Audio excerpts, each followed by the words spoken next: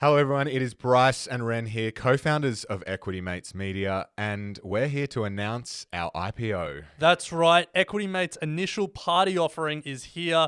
FinFest is coming. We're calling all bulls, bears and party animals. The market's closed, the bar is open, and we're trading ideas at Australia's biggest investing festival. With expert speakers, special guests, DJs and booze, it's an inspiring and empowering event for investors of any level of experience. So save the date, 15th of October 2022. Head to equitymates.com/FinFest to register your interest today. Equity Mates FinFest is powered by Stake. Have a listen to this. Have a listen to this. Now, that kind of talk this week dragged Australia's share market to a two-year low. There are, of course, complex reasons for that. He was the big spender. The big spender. Doing the grocery shopping could take a huge chunk out of the family budget. And that's finance.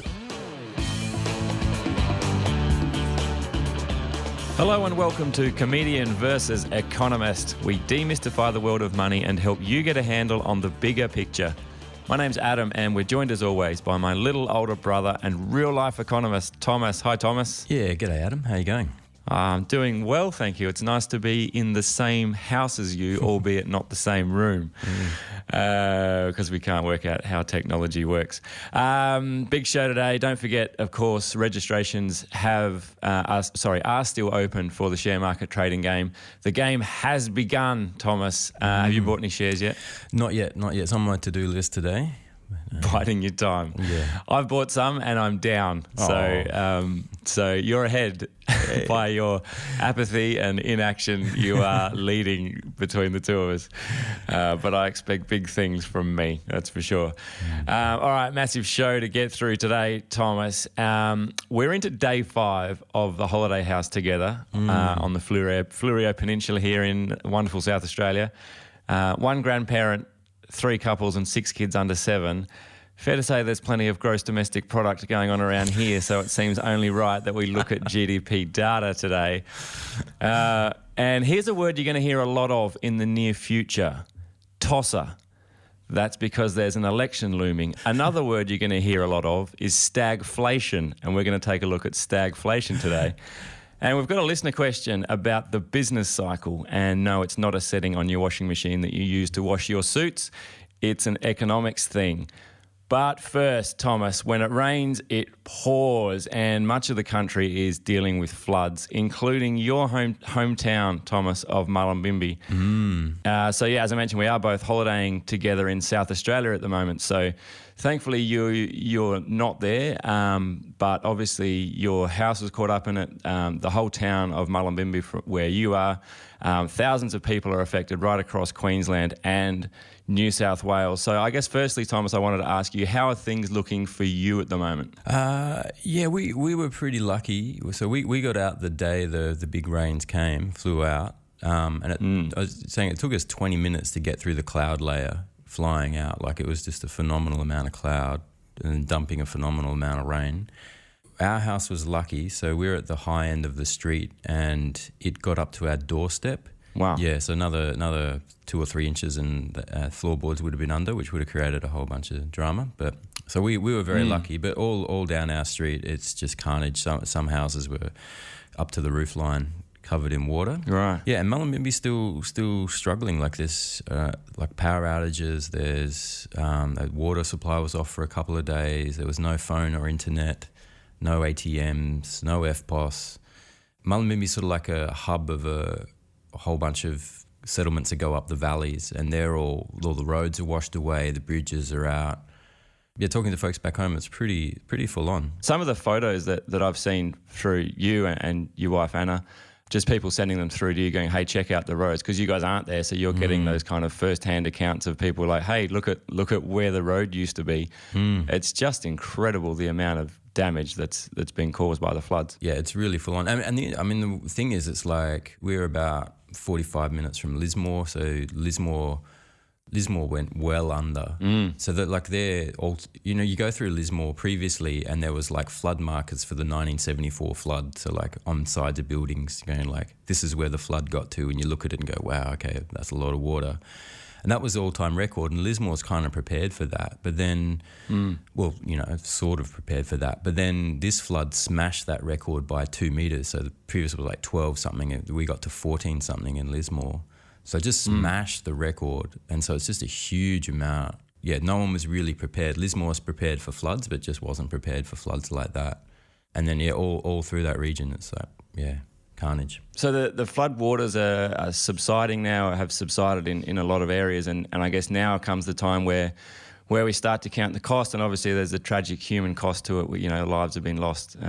Curious in terms of the economic cost, what does this do to these kinds of, to the economies and to the towns themselves? Yeah, it's interesting. You hear the talk about the economic cost. Like they're talking about the damage bill's going to top $2 billion. The Brisbane floods in 2011 cost $2.1 billion. Back in '74, it was $3.2 billion in today's dollars. So, yeah, we're not quite looking at that kind of carnage. But I don't know how they calculate those numbers, and I think it's just off insurance claims. So, right, yeah, the Insurance Council was saying that they've had more than 48,000 claims across sort of the East Coast region. That seems a pretty bad metric to use though, because I thought, talking to you and some of your friends, like a lot of the houses aren't covered for flood insurance, are they? No, if you're not covered, do you still lodging a claim? I mean, so that would seem to miss a lot of data and a lot of cost that wouldn't be captured. Yeah, that's right.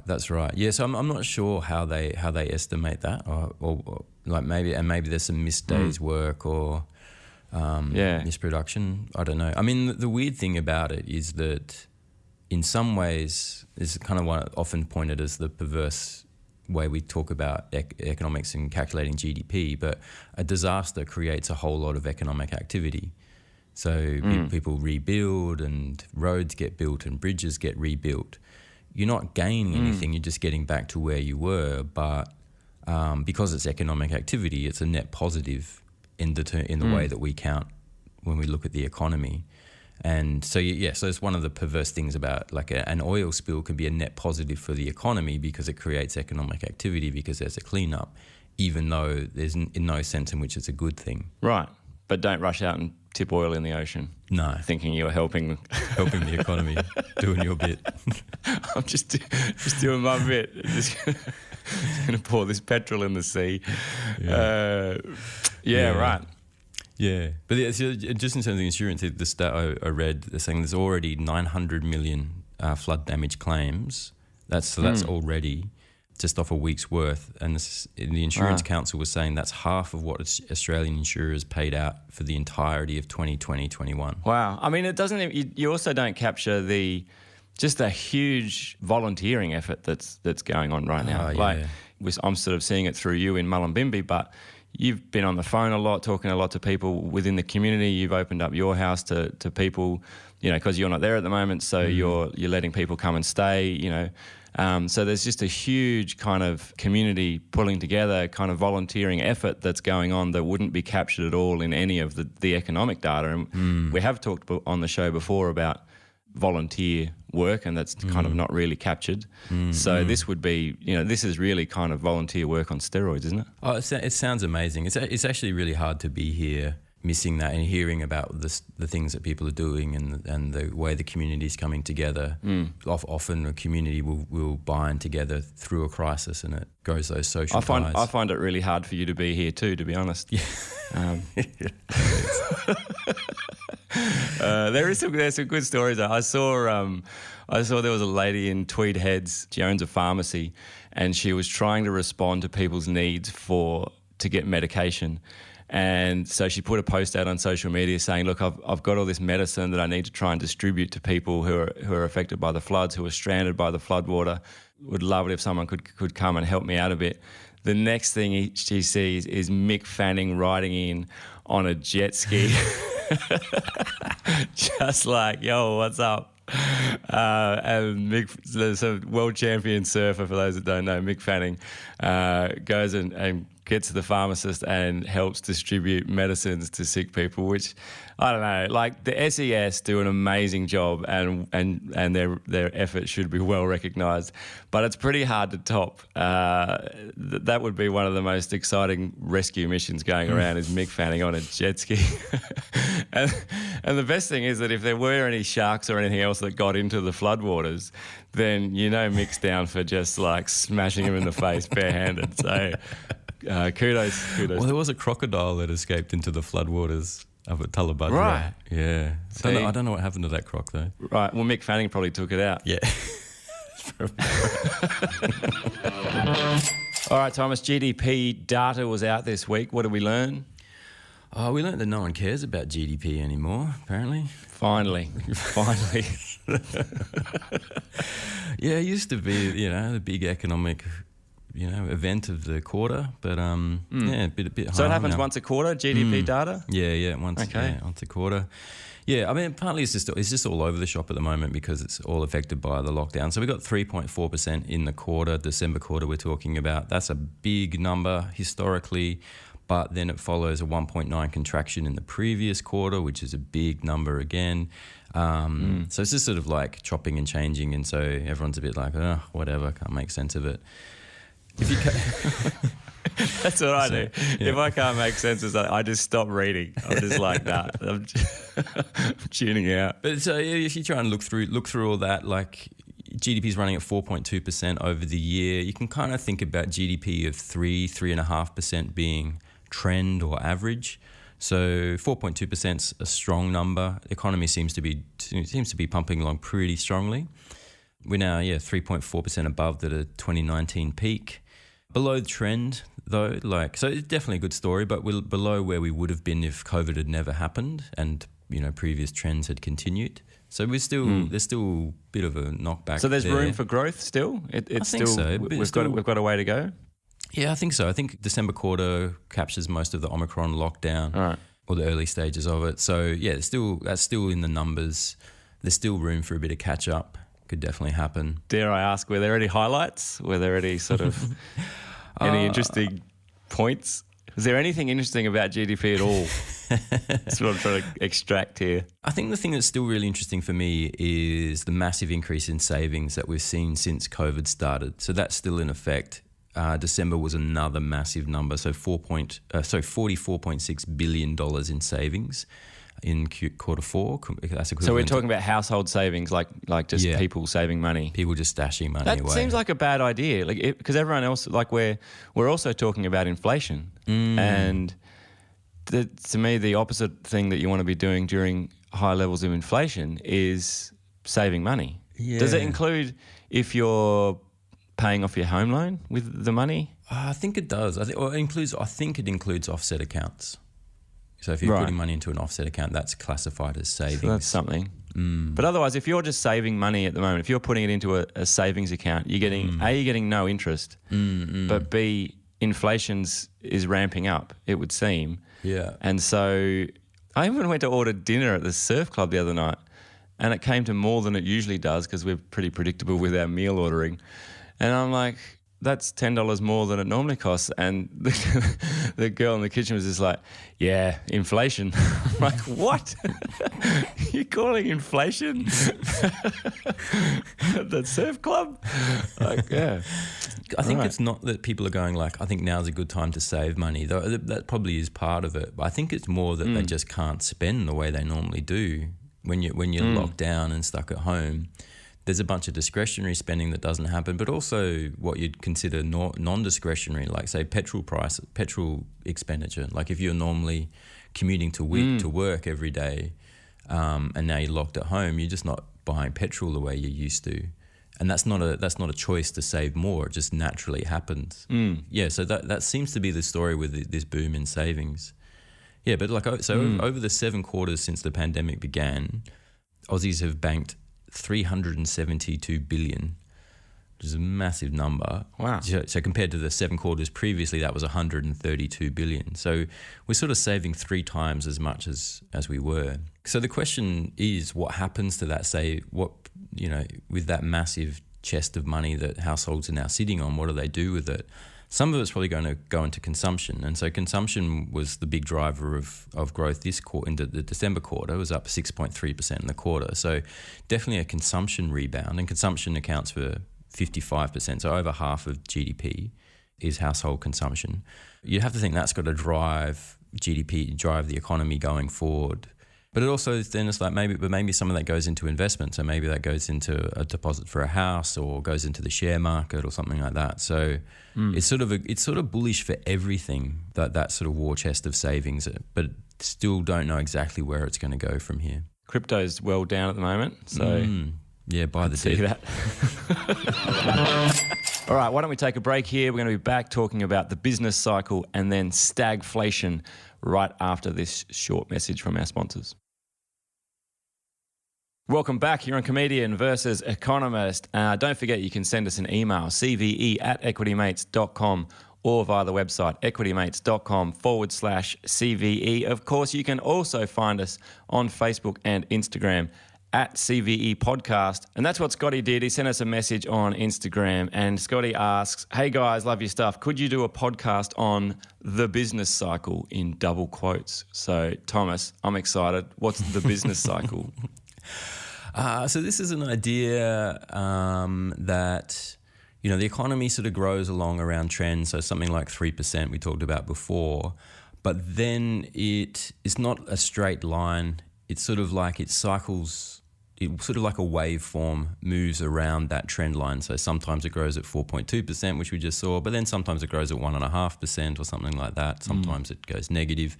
And so you imagine like a straight trend line just going up at a 45-degree angle or something, and then the actual data sort of waveforming around that, sometimes higher, sometimes lower, sometimes higher, sometimes lower. And that's sort of like that cycle around the trend is what we call the business cycle. Yeah, and so you've got sort of moves from like growth to a boom, and then it slows back to trend, and then it goes into a slowdown, and then into a recession, and then into a recovery, and then back and forth, and around it goes. And that's what we call the business cycle. And that's what you learn in first year economics, and it carries a lot of currency. Like you hear it a lot. It's a sort of this idea. Can you buy into it? Like, can you? Because I had did a quick Google here. So we've got there are four parts of the business cycle: expansion, peak, contraction, and trough. Can we just buy at the trough all the time, sell at the peak? Yeah, if it were that simple. If only it were that simple. Yeah. Or is this like the Santa rally that everyone says happens every year, and everyone profits, but no one knows when it's coming, even though it's at Christmas time every year? Yeah. I mean, you kind of got to separate out the sort of two dynamics. So saying like the business cycle is sort of like the natural tendency of the market or the economy to sort of cycle around, and you have these sort of natural feedback effects that sort of confidence goes up and things get good, but then things turn, and then business contracts, and then credit contracts, and so you have these sort of natural in the story, and it's more of a metaphor, and it sort of comes out of the fact that it's a concept, it's a vision, it's a vibe. Well, it is. Like economics used to be in the social sciences. It used to be a social science, and then the profession, the discipline, sort of went. You know what? We kind of think of ourselves more like a science than a social science. Classic. Yeah. This makes so much more sense now. Like, of course, economics used to be a social science. Like, it's so fluffy. Yeah. But in classic economist fashion, they went, I reckon we could probably make some money out of this. Why don't we make it like more of a science, and then we can all get paid more? And all the economists went, yeah. Jerks. It lends itself to that because there's so much data. Like so much of the economy is quantifiable, and so you can create all this data. And then you can create all these models that sort of track the interaction of those data points. And so it is, and that's not to say it's all unvaluable. It is, it's very valuable. But in the early days, economists took their cue from engineering and sort of the physical sciences. And so the conception of the economy is sort of like it's like a machine that just sort of that moves along, and then it has this natural equilibrium. And then it has shocks that take it away from that equilibrium, but then it will return to that equilibrium because it's got these stabilizers, and there's just a sort of a natural tendency, like in a physical system, where the system wants to be, and it'll gravitate around that system and find its way back there eventually. There's no one thing controlling the economy. Like if you talk about physical science, you talk about engineering, then there are parts. It's all designed to work together. Someone built a thing. Yeah. But the economy is just like a sort of an amalgamation of lots of different things, and lots of different people are controlling different levers and trying to make the economy do things. But no one person or no one entity can kind of go, no, we're going to do this now with the economy. So No.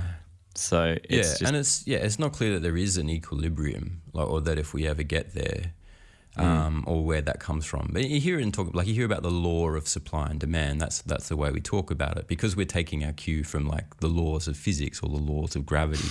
We're trying to there's a little. To me, it seems like there's trying a little to bit of legitimize economics as a profession. Yeah, I think is what you're doing. Yeah, exactly. It's fine. Exactly. So you can kind of separate in your model of the economy, the way it's sort of taught is you have this business cycle dynamic, which is these laws of physics that sort of govern the way, this sort of the equilibrium of the economy. And so you have the business cycle, but then you have structural factors. So like a change to some property law or something, like the rules of the game. Something changes there, or you have a big natural disaster. You have a structural change, and that changes your equilibrium, and it shocks the economy out of its regular patterns, and it'll take some time for it to get back. And so you kind of talk about, in sort of economics, you talk about these two factors, the cycle, the business cycle, being the sort of the natural tendency of the economy, and then the structural factors that shock it here and there. But the thing is, we have an interventionist government running interventionist economic policy. Technology is constantly changing and constantly rewriting the rules of economic interaction.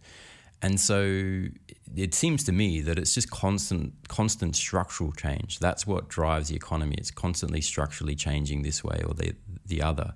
And maybe there is a business cycle dynamic in play, but the structural factors are much more important in my mind. And that's why I think you can't play the business cycle. It doesn't play out in such a way that you can go, yep. Like you look at the charts of the business cycle in any textbook, it's incredibly smooth and predictable, and you'd always we're definitely at the trough here, and yet we're definitely at the peak here. But there's always debate in the markets at any point in time about where we're at. Even right at the peak, half the economists are saying we're not at the peak, we're going higher. And right at the trough, half the economists are saying we're not at the trough, we're going lower. And so it's very difficult to play, and it's difficult to play because I think it gets swamped by these structural factors. Right. Well, there you go. Hopefully that's answered Scotty's question, and once again reminded us all that economists can't predict anything. They can just tell you simply what has happened before, unlike a building engineer who can say, I'm going to build a building over there and it's going to be 100 metres tall. Economists don't know how tall the building's going to be until after it's built.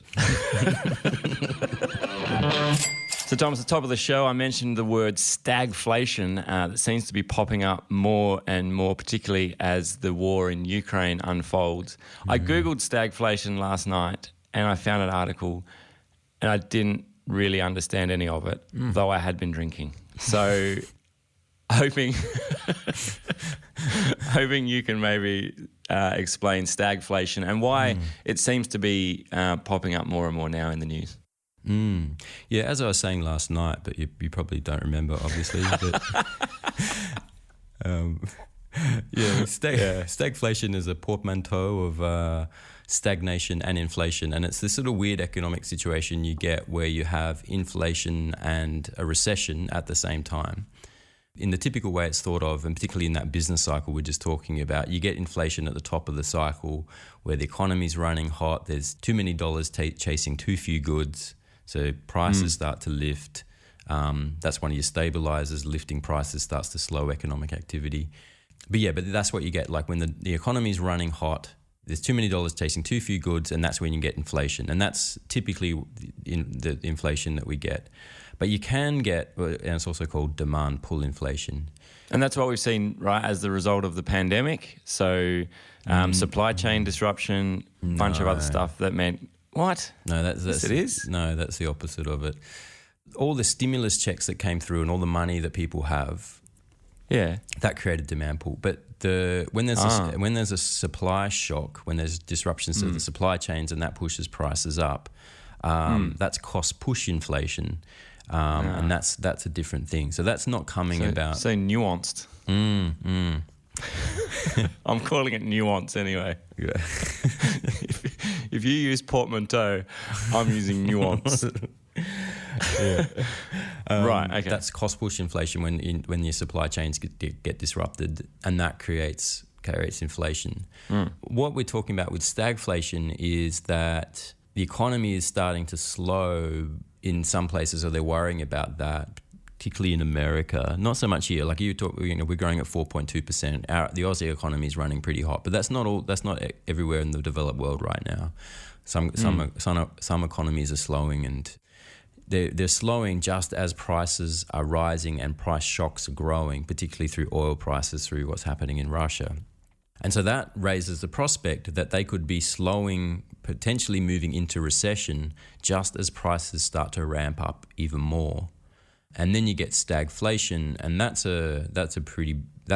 seen as worse than just ordinary vanilla inflation, even ordinary high inflation, because in the demand pull story, it's because the economy is hot and people have jobs, and it's like, okay, their purchasing power is going down, but I'm earning more and I've got bargaining power, I can get higher wages, and I can try and catch up. So it doesn't put ordinary people at such a disadvantage. But in a stagflationary settings, you've got a recession and people are losing jobs or their wages are going down at the same time as the cost of living is going up and everything's becoming more expensive. And then you've got a really horrible situation for households, that they're losing jobs, they've got less money, but everything they need to buy is going up, so their purchasing power is going down. So is that happening at all in Australia at the moment? Are we seeing it yet? I mean, I hear a lot about the rental market and people are kind of being priced out of the rental market. Like, are things like that, is that a kind of stagflation thing, or are we not really seeing stagflation yet? I don't think you'd call that stagflation. I mean,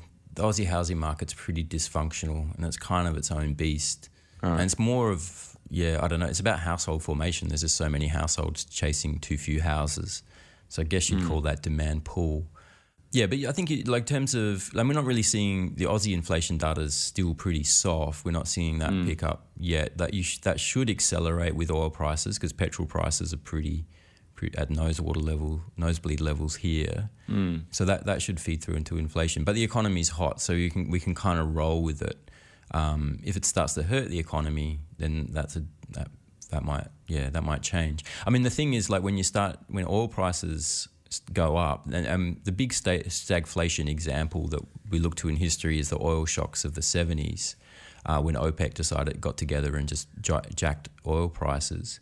Then when oil prices go up, that feeds through everything in your economy, and particularly because your whole economy is geared up around petrol prices within a particular range. And everything sort of the whole system works with petrol prices in a certain range. Once they bust out of that range, then all of your economy is just not able to deal with it, and you get sort of a big, you get massive disruptions, and the economy can't really roll with that punch. And is that why I'm hearing the word more now as the war escalates in Ukraine, because they're talking about a lot of disruption to oil supply as a result of the war. Yeah. So is that why I'm hearing it more now? Yeah. Because of what's happening there? Yeah, that's right. So we're looking back to history. So when was the last time we had a major oil shock? Well, it was the stagflationary 70s. There have been sort of temporary shocks, but not as lasting. I've never heard them called the stagflationary 70s. I've heard the 70s described a lot of different ways, but never as the stagflationary 70s. It's not. The economy is bigger and more complex. Oil prices matter, but not, I think, as much as they mattered back in the 70s. Is green energy kind of lessening the blow? Yeah, it would definitely have to be. Yeah. So as more and more, green energy comes online, then I guess the impacts of oil supply shock would be less. That's right. If you get a permanent shock to oil petrol prices and they remain high, that just encourages the uptake of electric vehicles. Like that just wasn't an option in the 70s. Like EVs weren't around. But now, like if petrol prices stay high, more and more people who'd be like, actually, you know what, I'm just going to go electric. I'm going in there anyway. May as well just do it now. Yeah, right. But it's still, I mean, it's a long way off though, because oil prices obviously factor pretty heavily into shipping and transport and, moving goods around. So, that's going to affect supermarket prices. Whether or not you've got an electric car or not to get your goods home from Woolies, you've still got to get them to Woolies in the first place. It could be a story, definitely. But I think it's still too early to talk about because the economy is still running pretty hot right now. Households are flush, as we're saying, and that's a developed world phenomenon. It's not just Australia. Most households across the developed world are pretty flush. So I think if the media's taught me anything, it's not too early to talk about it. If there's a hint or a gentle whiff of stagflation, then it could quickly become the new buzzword. So that's good though. Like at least if you're out there listening to this show and you are reading about stagflation here and there, then maybe you can just kind of relax and ease into some stagflation. You know, no cause for panic just yet. All right. I reckon that does it for today, Thomas. We've got families that are due home any minute, and this house will not be conducive to podcast recording in about 6 minutes, I reckon. So we'll wrap it up for today. Don't forget, lots of other great shows across Equity Mates Media. Get Started Investing, Equity Mates Investing Podcast, You're in Good Company, Talk Money to Me, Crypto Curious. One thing I did want to point out as well was that if you do feel you'd like to contribute some money or make a donation, particularly Thomas's community is struggling with the impacts of the floods. A lot of people within Thomas's area affected by it, and you're heading back soon, Thomas, to help out. We'll put a link in the show notes to the Mullumbimby District Neighbourhood Centre. Have a donation page there, really central to providing services in the Mullumbimby area. So we'll put a link there if you do feel inclined. We thought about setting up a GoFundMe page, but I think money is best directed to people who can coordinate the effort a bit better certainly than I could, but Thomas would probably be right at it. But if you would like to donate and contribute in some small way, that would be much appreciated by Thomas and the broader community in the area. So that'll do us for now. Really do appreciate you tuning in once again, and we'll talk to you again soon on Comedian versus Economist. Bye for now. Comedian vs. Economist is a product of Equity Mates Media. All information in this podcast is for education and entertainment purposes only. It is not intended as a substitute for professional finance, legal, or tax advice. The hosts of Comedian vs. Economist are not financial professionals and are not aware of your personal financial circumstances. Before making any financial decisions, you should read the product disclosure statement and, if necessary, consult a licensed financial professional. Do not take financial advice from a podcast. For more information, head to the disclaimer page on the Equity Mates website, where you can find ASIC resources and find a registered financial professional near you. In the spirit of reconciliation, Equity Mates Media and the hosts of Comedian vs. Economist acknowledge the traditional custodians of country throughout Australia and their connections to land, sea, and community. We pay our respects to their elders, past and present, and extend that respect to all Aboriginal and Torres Strait Islander people today.